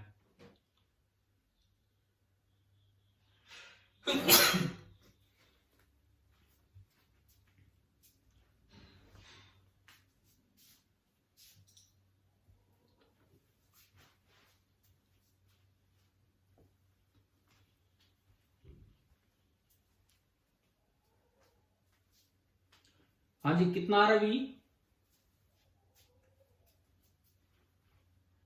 1/v plus 1/u -40 is equal to 1/f -15। इस 40 को उधर ले गए तो 1/v is equal to 1/40 minus 1/15। अब जल्दी जल्दी किया करो भाई। 1/v is equal to 120 LCM 3 - 8। तो 1/v इज इक्वल टू -5/120। 5 1 5 2 5 4। तो v आया -24 सेंटीमीटर। आ गया कि नहीं आया बताओ यार? तो इतनी देर होगी, बोल ही नहीं रहा कोई, मेरे को कैलकुलेट करना पड़ा। v आया -24 सेंटीमीटर। यानी कि जो पहली इमेज बनी है, मैं इस 30 को फिर मिटा रहा हूं, जो ए बी की इमेज बनेगी वो स्टार्ट होगी 24 पे, यहां कहीं। This is B dash. ये दूरी आपकी होगी 24 सेंटीमीटर। अब इसका मैग्निफिकेशन, जिससे साइज का पता लगेगा, मैग्निफिकेशन होता है -v/u। तो माइनस ऑफ v है -24 और अपॉन u आपका -40। माइनस से माइनस गया, ओवरऑल नेगेटिव में 4 से कटा, 4 से 24, 4 10, 0.6 टाइम्स। यानी कि जो इमेज बनेगी वो -0.6 आ गया मैग्निफिकेशन, तो 0.6 टाइम्स बनेगी। 0.6 टाइम्स का मतलब है कि अगर 10 सेंटीमीटर ऑब्जेक्ट का साइज है तो इमेज का साइज कितना होगा? 0.6 टाइम्स का मतलब, अगर 10 सेंटीमीटर ऑब्जेक्ट का साइज है तो इमेज का साइज कितना होगा? बोलो। 100/6 नहीं, अरे m आया -0.6। माइनस का तो मतलब है inverted image. Mode of m आ गया 0.6। This is h2/h1। तो दिस इज सिंपली कि h2 जो है वो 0.6 टाइम्स हो जाएगा। ये मतलब होता है जो भी मैग्निफिकेशन की वैल्यू आए, पॉजिटिव वैल्यू, आप उसको हाइट ऑफ ऑब्जेक्ट से मल्टीप्लाई कर दिया करो। वो हाइट ऑफ ऑब्जेक्ट कितना है? कितना हाइट ऑफ ऑब्जेक्ट कितनी है? 10 इंटू 0.6। तो बताओ हाइट ऑफ इमेज कितनी आई? 6। तो इसका मतलब ये जो इमेज बनी, देखो ये क्वेश्चन बार बार लेने का मतलब है कि थोड़ा हम समझ तो जाए कि मिरर इक्वेशन और ये मैग्निफिकेशन कैसे लगाना है, इनकी प्रैक्टिस तो हो थोड़ी बहुत। तो ये आपका आया 6 सेंटीमीटर, एक बन गया। अब एक्स वाई की इमेज कहां बनेगी? एक्स कितनी दूर है? एक्स कितनी दूर है? -30। और इसका रेडियस ऑफ कर्वेचर भी 30 है। इसका मतलब जो एक्स पॉइंट है वो कहां बैठा हुआ है? सेंटर पे। देखो इसीलिए मैं कहता हूं भाई मिरर इक्वेशन लगाने की जरूरत है। आप थोड़ा सा एनालाइज किया करो, सीधा दिख रहा है कि एक्स पॉइंट सेंटर पे है। सेंटर पे जब ऑब्जेक्ट होता है तो इमेज भी सेंटर पे ही बनती है। सेंटर पे जब ऑब्जेक्ट होगा तो इमेज यही बनेगी, और सेंटर पे जब ऑब्जेक्ट है, सेंटर पे इमेज है, तो v और u सेम है। v और u सेम है तो सेम साइज इन्वर्टेड इमेज बन जाएगी। क्योंकि आप ये फॉर्मूला दोबारा लगाएंगे, v और u सेम है तो v से u कटेगा और -1 मैग्निफिकेशन आएगा। यानी कि यहां जो इमेज बनेगी वो यही बन जाएगी 10 सेंटीमीटर नीचे। क्या ये समझ में आया? एक्स डैश वाई डैश कैसे बनाया आपने? ठीक है भाई, क्लियर है क्या? बिना मिरर इक्वेशन लगाए डायरेक्ट हमने कैसे बनाई है? देखो जब सेंटर ऑफ कर्वेचर पे ऑब्जेक्ट होता है तो सेंटर ऑफ कर्वेचर पे इमेज बनेगी, तो वी और यू सेम है, और वी और यू सेम है तो दोनों कट गए, m-1 यानी कि इन्वर्टेड इमेज नीचे की तरफ बनी। तो अब आप बताओ इसका टोटल लेंथ कितनी है, a डैश v डैश कितनी है, a dash v dash 6 centimetre, b dash x dash ये पूरा 30, ये पूरा 30 और ये 24, तो b डैश x डैश कितना, 6 centimeter. हाँ 30 माइनस 24, और तीसरा सेम साइज है 10 सेंटीमीटर, 10 6 एंड 6 6 से 12 और 10 22, तो ये जो इमेज बनी आपकी इस बार कितनी आ गई, 22 सेंटीमीटर लेंथ की आ गई। बताओ ये अलग अलग जगह पे लोकेट करना आ गया कि नहीं, कैसे करना होता है, ठीक है। इस तरह के सवालों में दोनों फॉर्मूले यूज हो रहे हैं, मैग्निफिकेशन का भी और ये भी। आप फटाफट अब तीसरा करके दिखा दो, एक और छोटा सा बदलाव लेके, ये इसमें मैं चेंज नहीं कर रहा, मैं केवल इसका रेडियस ऑफ कर्वेचर चेंज करता हूं, इसमें कोई चेंज नहीं, ये वही है 30 सेंटीमीटर दूर, सब कुछ सेम। इस बार मान लो मिरर का रेडियस ऑफ कर्वेचर 40 है, मैंने पहले 20 सेंटीमीटर लिया रेडियस ऑफ कर्वेचर, फिर 30, अब मैंने दिया 40, तो अब आप निकालो length of the image form क्या होगी। अगर 40 सेंटीमीटर इसका साइज है तो कितनी साइज की इमेज बनेगी,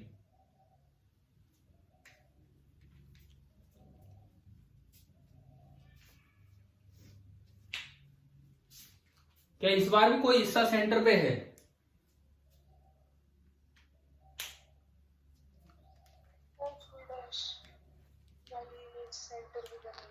जो ए बी वाला पॉइंट है वो 40 सेंटीमीटर दूर है और 40 पे ही उसका सेंटर है, यानी कि जो ए बी की इमेज बनेगी वो तो सेंटर पे ही बनेगी, तो 4AB हमें ये सब करने की जरूरत ही नहीं पड़ेगी, 4AB हमें ये सब करने की जरूरत ही नहीं पड़ेगी। और क्योंकि V और U सेम है तो M आएगा -1, तो पहली इमेज AB की यही बनेगी 10 सेंटीमीटर बड़ी, ये आपका A डैश और B डैश हो गया। हाँ भाई बताओ, एक इमेज डायरेक्ट लोकेट करनी आ गई, ठीक है, एक इमेज आपने डायरेक्ट लोकेट कर दी। अब XY के लिए लेकिन इस बार करना पड़ेगा, XY के लिए U कितना, -30, F फोकल लेंथ चेंज होगी, फोकल लेंथ कितनी है, -20। XY के लिए जब आप कर रहे हैं तो ये -20 है, V निकाल दो भाई, मुझसे मत निकलवाना, आप ही निकाल के बताओ कि क्या आ रहा है।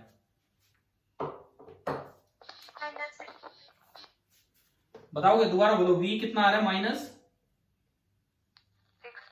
-60, -60 तो मतलब दूर गई इमेज, और इसी से फिर मैग्निफिकेशन निकाल दो, -V/U माइनस ऑफ -60 अपॉन -30, कितना आया मैग्निफिकेशन, -2, मतलब डबल साइज और इन्वर्टेड, तो इमेज दूर बनी, यहां कहीं बनी इमेज x डैश, और डबल साइज इन्वर्टेड मतलब नीचे तक गई y डैश, और ये पूरी डिस्टेंस मिरर से है 60 सेंटीमीटर, 60 सेंटीमीटर, और डबल साइज का मतलब ये पूरा है 20 सेंटीमीटर। तो अब अगर मैं इमेज को देखूं तो इमेज ये है, ये प्लस ये और प्लस ये, 60 तो ये ना, 20 तो ये हो गया, 10 ही हो गया 30, ये लेंथ कितनी है भाई, ये 20, हाँ ये 40 और ये 60, तो ये वाली लेंथ कितनी आई, 20 सेंटीमीटर। तो अभी देखो आप टोटल लेंथ ऑफ इमेज कितनी आ गई, 20 20 एंड 10, तो आंसर क्या आ गया इसका, 50 सेंटीमीटर। तो ये अलग अलग जगह लोकेट करके इस तरह से सवाल पूछे जा सकते हैं, और आप खुद आइडेंटिफाई करने की कोशिश किया करो कि कहीं कोई पॉइंट डायरेक्ट सेंटर पे तो नहीं है, अगर सेंटर पे होगा तो बिना फॉर्मूला लगाए, बिना टाइम वेस्ट किए सीधी हम उसकी इमेज बना दिया करेंगे, ठीक है। चलिए अब आगे बढ़े इसमें।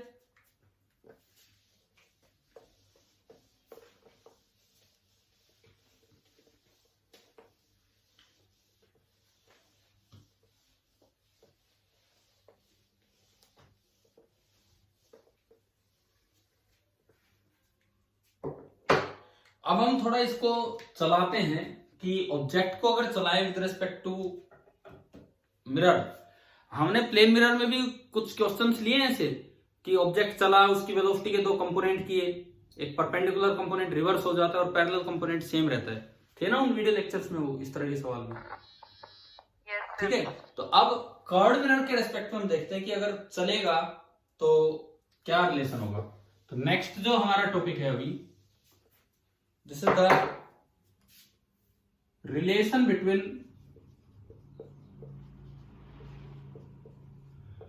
velocity of image and velocity of object, लेकिन ये बातें होंगी विद रिस्पेक्ट टू मिरर। ये जो सारी की सारी बातें होंगी ये विद रिस्पेक्ट टू मिरर होंगी, कि जब मिरर रेस्ट पे है तो ये सब फॉर्मूले क्या होंगे। तो देखो, सबसे पहली बात जो फॉर्मूला है जो हमें याद रखना है कि अगर मिरर रेस्ट पे है तो velocity of image, this is the instantaneous velocity of image.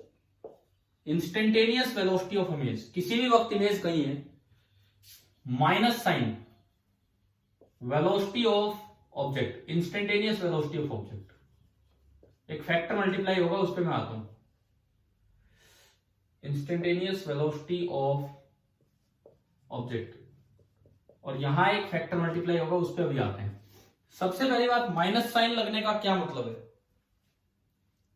Minus sign लगने का क्या मतलब है कि मिरर के रेस्पेक्ट में ऑब्जेक्ट और इमेज हमेशा अपोजिट डायरेक्शन में चलेंगे।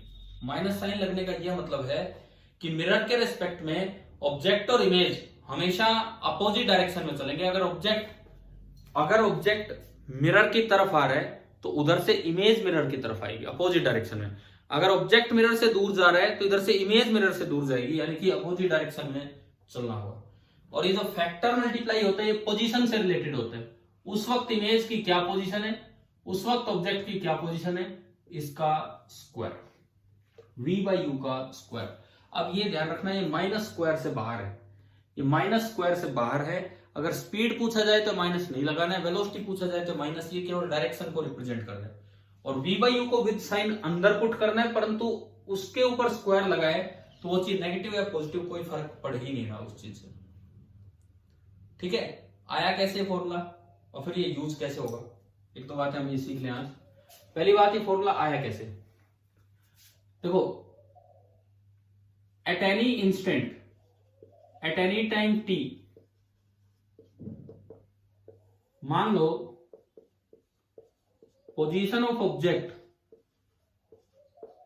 विद रेस्पेक्ट टू मिरर जो होता है उसको हम सिंबल देते हैं u,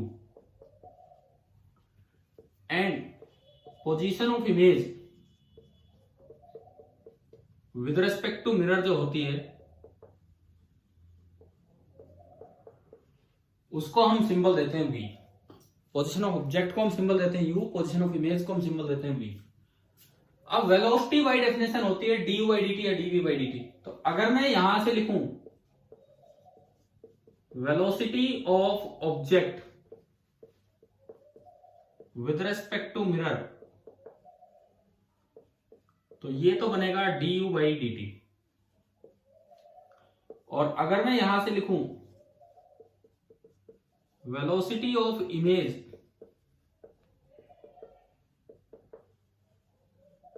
with respect to mirror, तो वो बन जाएगी dv/dt। अब देखो, मिरर इक्वेशन लगाते हैं, किसी भी वक्त v और u में रिलेशन होता है 1/v + 1/u = 1/f।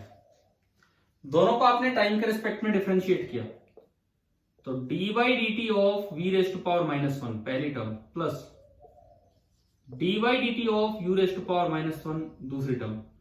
क्या ऑब्जेक्ट को और इमेज के चलने चलाने से मिरर की फोकल लेंथ चेंज होगी? क्या ऑब्जेक्ट और इमेज के चलने चलाने से मिरर की फोकल लेंथ चेंज होगी या वो ज्योमेट्री पे डिपेंड कर रही है? बताओ भाई। मिरर की फोकल लेंथ होती है r/2, r radius of curvature, वो उसकी ज्योमेट्रिकल शेप पे डिपेंड करता है। तो मेरा सवाल ये है कि क्या ऑब्जेक्ट और इमेज के चलने से मिरर की फोकल लेंथ चेंज होगी या नहीं होगी? नहीं होगी। तो ये f कांस्टेंट है, ये जो f है this is independent of motion of object और इमेज, यानी कि टाइम के साथ वो चेंज नहीं होगा, तो 1/f भी कांस्टेंट का डिफरेंशिएशन कितना हो जाएगा, 0।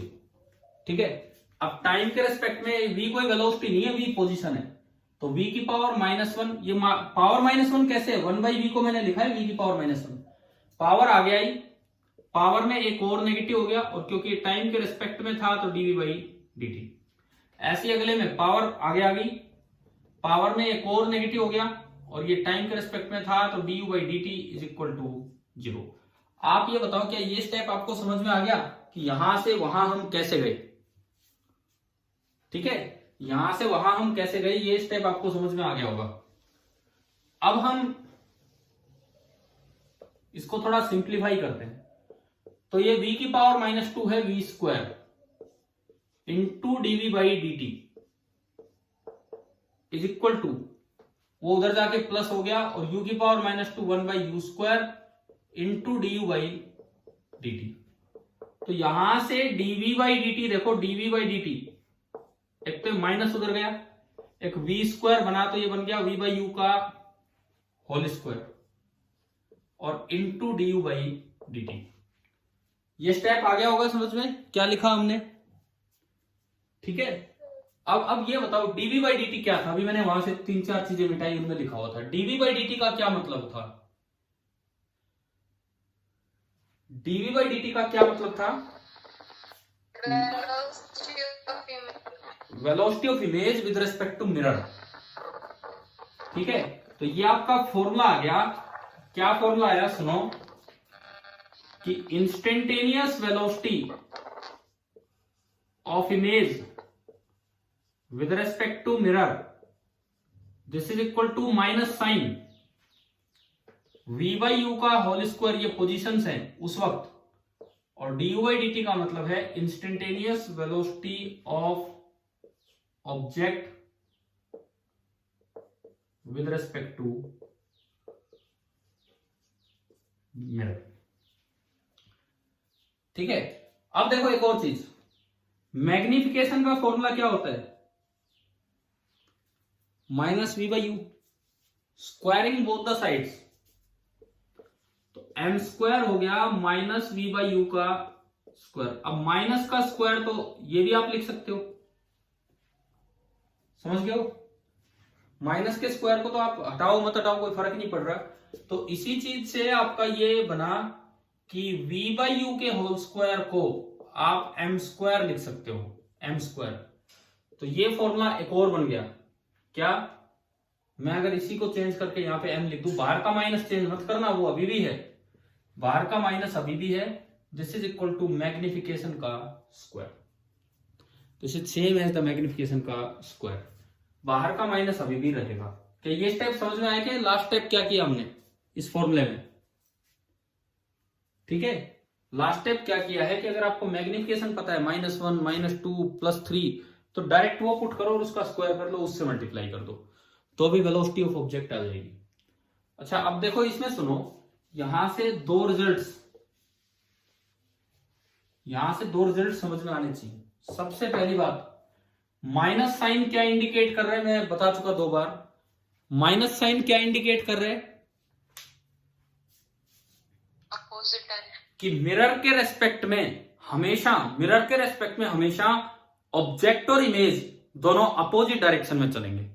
ठीक है, दूसरी बात, मैग्निफिकेशन का भी अंदाजा यहां से बन रहा है कि मैग्निफिकेशन मतलब इमेज बड़ी बनेगी कि छोटी बनेगी। आप एक चीज देखो, मैग्निफिकेशन का मोड का स्क्वायर अगर मैं देखूं तो ये बन रहा है velocity of image upon velocity of object. नीचे गया, अगर इमेज तेज चल रही है और ऑब्जेक्ट धीरे चल रहा है, तो रेशियो 1 से बड़ा होगा कि 1 से छोटा होगा? अगर इमेज तेज चल रही है, ऑब्जेक्ट धीरे चल रहा है, तो रेशियो 1 से बड़ा होगा कि 1 से छोटा होगा? बड़ा होगा, मतलब m का स्क्वायर 1 से बड़ा है, तो m खुद 1 से बड़ा है। तो इसका मतलब अगर इमेज तेज चले तो बड़ी इमेज है भाई, बड़े तेज चल रही, बड़े बड़े पैर है, बड़े बड़े पैर है मतलब बड़ी इमेज है, सीधी बात है। और अगर वेलोसिटी ऑफ इमेज कम हो ऑब्जेक्ट से, इमेज धीरे चल रही है, तो इसका मतलब ये रेशियो 1 से छोटा है। अगर स्क्वायर 1 से छोटा होता तो खुद भी 1 से छोटा होगा, तो मैग्निफिकेशन 1 से छोटा है, मतलब इमेज क्या होगा, इमेज क्या होगी, छोटी बनेगी। इसका मतलब स्पीड से आप साइज का अंदाजा लगा सकते हैं। कभी भी अगर ऑब्जेक्ट को चलाओ और इमेज को चलाओ, देखो कैसे इससे साइज का अंदाजा लग रहा है, ध्यान से सुनो। आपने ऑब्जेक्ट चलाया थोड़ी सी दूर, पता लगा इमेज ज्यादा चल गई। आपने ऑब्जेक्ट थोड़ा चलाया, इमेज ज्यादा चल गई, तो स्पीड किसकी ज्यादा है उस टाइम में अगर देखें तो? आपने ऑब्जेक्ट थोड़ा सा डिस्प्लेस किया, इमेज ज्यादा डिस्प्लेस होगी, तो स्पीड किसकी ज्यादा है? इमेज की। मतलब इमेज के बड़े बड़े पैर है, मतलब बड़ी इमेज बनेगी, तो वहां पे लार्ज इमेज है। अगर आपने ऑब्जेक्ट को ज्यादा चलाया और इमेज कम चली, तो स्पीड किसकी ज्यादा है? ऑब्जेक्ट की। यानी कि इमेज की स्पीड कम है तो मैग्निफिकेशन लेस देन 1 है, तो वहां पे स्मॉल साइज इमेज बनेगी। तो इन दो बातों का भी हम ध्यान रखते हैं जब हम इमेज को लोकेट करते हैं किसी जगह पे, तब इन दो बातों का हम ध्यान रखते हैं। अब कैसे, देखो वो मैं आपको यहां से समझाता हूं।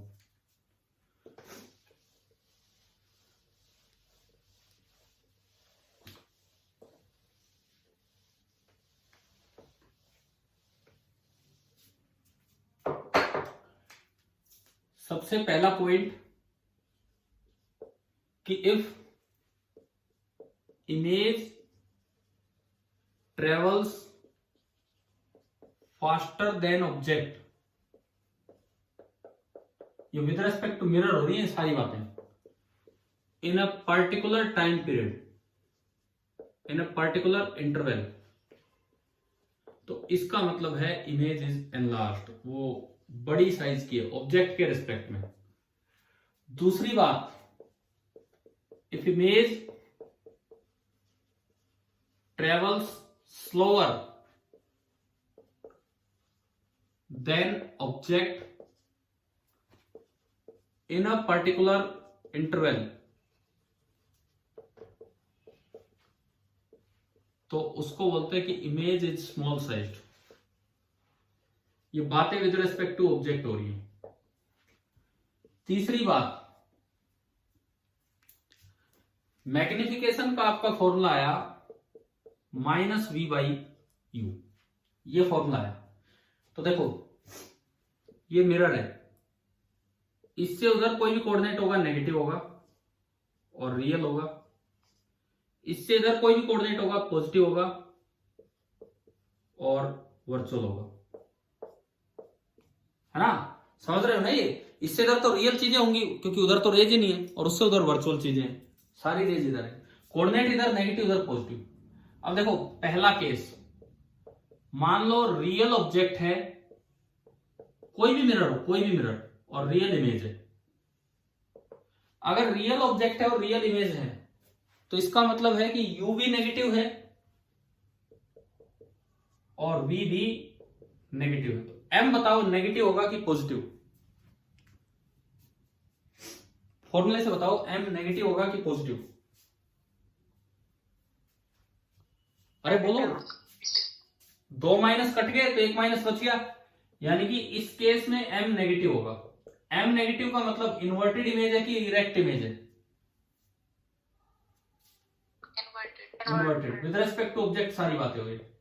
यानी कि जी कोई सा ही मिरर हो, कैसा भी मिरर हो, अगर रियल ऑब्जेक्ट की रियल इमेज बनाएगा तो वो इन्वर्टेड होगी।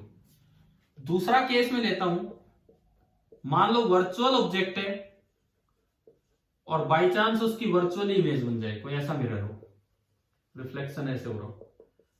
वर्चुअल ऑब्जेक्ट है तो u पॉजिटिव और वर्चुअल इमेज है तो v भी पॉजिटिव, तो यहां से m बताओ क्या आ रहा है? क्या आ रहा है? नेगेटिव। m आया नेगेटिव, इसका मतलब जो इमेज बनेगी अगेन कैसी बनी? इन्वर्टेड। ठीक है। तीसरी बात, मान लो रियल ऑब्जेक्ट है एंड वर्चुअल इमेज है। रियल ऑब्जेक्ट है तो u नेगेटिव पीछे है और वर्चुअल इमेज है तो v पॉजिटिव। अब बताओ फॉर्मूले से m क्या आ रहा है? क्या है? M Positive. Positive. M positive आने का मतलब है कि इरेक्ट इमेज। और चौथा एंड लास्ट केस जो बचता है वो है कि वर्चुअल ऑब्जेक्ट है। कल के लेक्चर की तैयारी चल रही है, कल के लेक्चर की तैयारी चल रही है, कल एक काफी अच्छा लेक्चर होना है, तो इन सारी बातों का हम यूज करेंगे। आज तो एक बड़ी फॉर्मूला बेस्ड बेसिक सा लेक्चर था, कल प्रैक्टिकली ये एक एक चीज होगी कि कहां पे क्या चीज हम यूज करते हैं, कैसे देखते हैं। कल ऑब्जेक्ट और इमेज चलेंगे भी, अलग अलग जगह पे देखेंगे हम। अब बताओ वर्चुअल ऑब्जेक्ट की रियल इमेज यू क्या है? पॉजिटिव। वी क्या है? Negative. नेगेटिव। तो एम क्या होगा? M Positive. Positive. M positive का मतलब है कि इरेक्ट इमेज। तो एक रिजल्ट और हमें इन चार बातों से समझ में आना चाहिए, दो तो ये रिजल्ट और एक ये। अगर ऑब्जेक्ट और इमेज दोनों का सेम नेचर है, अगर ऑब्जेक्ट और इमेज दोनों का सेम नेचर है तो इन्वर्टेड इमेज होती है। और अगर ऑब्जेक्ट और इमेज दोनों का डिफरेंट नेचर है, एक रियल एक वर्चुअल, तो इमेज कैसी बनेगी? कैसा ही केस हो, कोई सा ही रिफ्लेक्शन हो, concave mirror, convex mirror, plane mirror, कैसा ही केस हो। यानी कि तीसरा रिजल्ट हमारे ये समझ में आ रहा है कि if O and I have same nature, either both real और बोथ वर्चुअल, तो जो इमेज बनेगी वो कैसी रहेगी? Inverted. And if O and I have different nature, different nature अगर होगा तो जो इमेज बनेगी वो कैसी बनेगी? इरेक्ट। तो इन फॉर्मुलों से बोर्ड पे आपके सामने तीन रिजल्ट्स लिखे हैं, एक तो स्पीड वेलोसिटी वाले फॉर्मुलों से और एक मैग्निफिकेशन के फॉर्मुलों से। पहला रिजल्ट, अगर आप ऑब्जेक्ट को चलाते और इमेज ज्यादा चल ले, ऑब्जेक्ट थोड़ा चले और इमेज ज्यादा चल ले, तो इमेज बड़ी है या छोटी है? अरे वैसे ही याद रखो, ऑब्जेक्ट चलाया, इमेज ज्यादा चली, मतलब उसके बड़े बड़े पैर है, बहुत तेज भागी, तो इमेज बड़ी है। ठीक है। अगर ऑब्जेक्ट ज्यादा चला और इमेज कम चल पाई, तो इमेज का साइज बड़ा होगा कि छोटा होगा? छोटा होगा। साइज स्पीड पे डिपेंडेंट है। और तीसरी चीज, अगर सेम नेचर है, मतलब रियल ऑब्जेक्ट की रियल इमेज और वर्चुअल ऑब्जेक्ट की वर्चुअल इमेज, वो इन्वर्टेड होती है। और डिफरेंट नेचर है, रियल ऑब्जेक्ट की वर्चुअल इमेज और वर्चुअल ऑब्जेक्ट की रियल इमेज, वो इन्वर्टेड होती है। अब कई बार बच्चे यहाँ गलत क्या याद कर जाते हैं, वो तो बस इसको याद कर जाते हैं कि ऑब्जेक्ट तो रियल ही होता है, वो तो दिमाग में ये रखते हैं कि ऑब्जेक्ट रियल ही होता है। क्या हमने प्लेन मिरर के समय वर्चुअल ऑब्जेक्ट दिखा दिया आपको? वर्चुअल ऑब्जेक्ट भी कोई चीज है, सक्सेसिव रिफ्लेक्शन में भी ये दिखाया है ना। तो अब देखो, तो बच्चे यूं याद कर जाते हैं गलत रिजल्ट कि real image is always inverted and virtual image is always erect. अक्सर ये रिजल्ट बच्चों के दिमाग में रहता है कि real image is always inverted and virtual image is always erect. ना, ऐसे नहीं याद करना। ये तो दो बातें, तो अगर जब रियल ऑब्जेक्ट है, ऑब्जेक्ट कैसा भी हो सकता है, तो अगर ऑब्जेक्ट और इमेज का सेम नेचर है तो इन्वर्टेड इमेज बनेगी, और अगर ऑब्जेक्ट और इमेज का डिफरेंट नेचर है तो इरेक्ट इमेज बनेगी। कल का लेक्चर काफी अच्छा होने वाला है, इस पे रिफ्लेक्शन के इन सारे रिजल्ट्स को यूज करके। 1 मिनट के लिए बस आप एक बार एनसीईआरटी बुक खोलेंगे, मेरे पास अभी है नहीं, एनसीईआरटी टेक्स्ट बुक 9वां चैप्टर होगा, पार्ट सेकंड का फर्स्ट चैप्टर।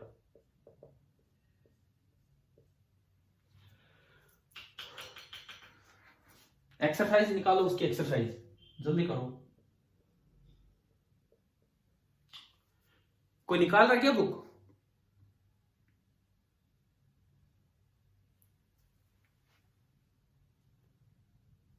निकाल ली सर। उसमें पता नहीं 14th या 15th या 16th कौन सा क्वेश्चन है जिसमें 5-6 पार्ट है कि यूजिंग मिरर इक्वेशन ये डिड्यूस करने हैं आपको। देखना एक बार कौन सा सवाल है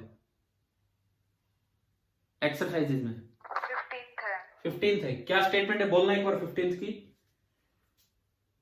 use the mirror equation two deduce that. ठीक है ठीक है ठीक है। पेज नंबर कितने पे?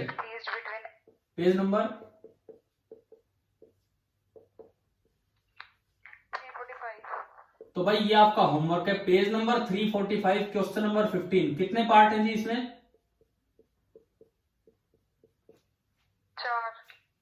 4 ही पार्ट है। Yes sir. चलो चलो ठीक है, 4 पार्ट है तो 4। ये आपको आज की जो क्लास है इक्वेशन बेस्ड क्लास, जिसमें फॉर्मूला बेस्ड क्लास थी, उन मिरर इक्वेशन का यूज करके आपको ये चारों पार्ट खुद डिड्यूस करने हैं, खुद ये ट्राई करने हैं। ठीक है, एक होमवर्क तो आपका है ये। होमवर्क सुनिए पहले आप ध्यान से, भाई ये होना चाहिए, आप करोगे ट्राई। पहला काम आ गया समझ में, मैं आज इक्वेशन बेस्ड काम दे रहा हूं आपको, पहला काम आ गया समझ में। ठीक है, दूसरा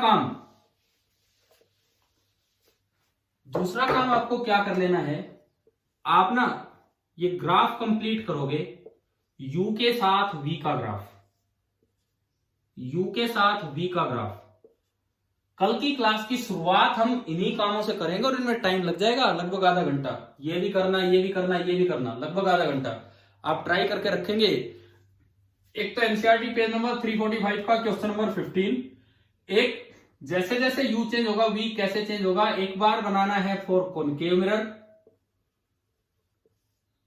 एंड एक बार बना लेना है आपको फॉर कॉन्वेक्स मिरर। बस ये 3 काम आपको दिए हैं आज करने के लिए। करोगे ना ट्राई, बताओ एक बार। ठीक है, आपको एक क्वेश्चन एनसीईआरटी का दिया है, क्वेश्चन नंबर 15 जो मिरर इक्वेशन बेस्ड क्वेश्चन है, और 2 क्वेश्चन आपको ये ग्राफ प्लॉट करने हैं u और v का ग्राफ, कि u चेंज होने से v कैसे चेंज होगा, एक बार फॉर कॉनकेव मिरर और एक बार फॉर कॉन्वेक्स मिरर। चलिए ठीक है, कल की शुरुआत हम इसी काम से करेंगे, इन तीनों कामों से। ठीक है, थैंक यू।